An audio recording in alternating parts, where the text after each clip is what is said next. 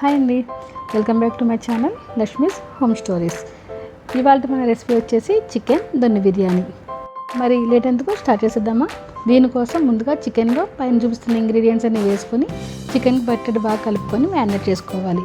ఇప్పుడు ఒక మిక్సీ జార్లోకి పైన చూపిస్తున్న ఇంగ్రీడియంట్స్ అన్ని వేసుకొని మెత్తటి పౌడర్లా చేసుకోవాలి. మన రెసిపీకి మంచి ఫ్లేవర్ని ఇచ్చేది ఈ మసాలా పౌడరే అండి. ఇప్పుడు ఒక ప్యాన్లో ఆయిల్ వేసుకొని ఆయిల్ హీట్ ఎక్కాక పచ్చిమిరపకాయలు అలాగే ఉల్లిపాయలు వేసుకొని బాగా ఫ్రై చేసుకోవాలి.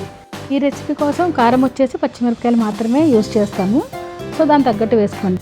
ఆనియన్ వేగాక అదే ప్యాన్లో పుదీనా, కొత్తిమీర ఇంకా మెంతికూర వేసుకొని ఈ మూడు కూడా బాగా ఫ్రై చేసుకొని దాన్ని ఒక మిక్సీ జార్లో తీసుకొని ఫైన్ పేస్ట్లో చేసుకోవాలి. ఇప్పుడు బిర్యానీ కోసం వేరే పాట్ పెట్టుకొని అందులో బిర్యానీ దినుసులు వేసుకొని అవి ఫ్రై అయిన తర్వాత ఆనియన్ వేసుకొని ట్రాన్స్లేట్ అయ్యేంత వరకు వేపుకోవాలి. ఇందులో తర్వాత వచ్చేసి అల్లం వెల్లుల్లి పేస్ట్ వేసి అది పచ్చివాసన పోయేంత వరకు వేపుకోవాలి.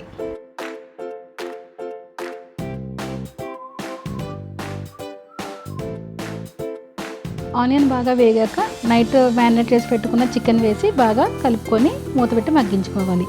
ఇలా వాటర్ అంతా ఎగిరిపోయిన తర్వాత ఆయిల్ వదులుతుంది కదండి. ఈ స్టేజ్లో మనం ముందుగా పేస్ట్ చేసుకున్న గ్రీన్ పేస్ట్ ఉంది కదండి, అది వేసుకొని చికెన్కి బాగా పట్టేంత వరకు మిక్స్ చేసుకొని మూత పెట్టుకొని మగ్గించుకోవాలి.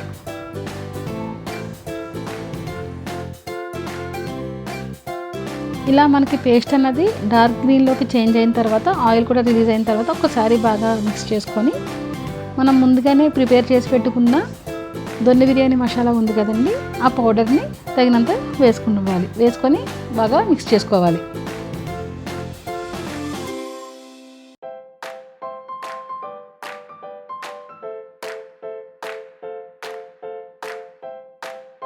ఇప్పుడు మసాలా అంతా బాగా వేగిన తర్వాత వాటర్ అన్నది వేసుకొని బాగా కలుపుకొని సాల్ట్ అన్నది సరిపోతే ఈ స్టేజ్లో మనం యాడ్ చేసుకోవచ్చు. ఇప్పుడు హాఫ్ అన్ అవర్ ముందుగానే కడిగి నానబెట్టుకున్న బియ్యం వేసుకొని బాగా కలుపుకొని మీడియం టు హై ఫ్లేమ్లో ఒక 5 minutes వరకు కలుపుతూ మూత పెడుతూ మగ్గించుకోవాలి.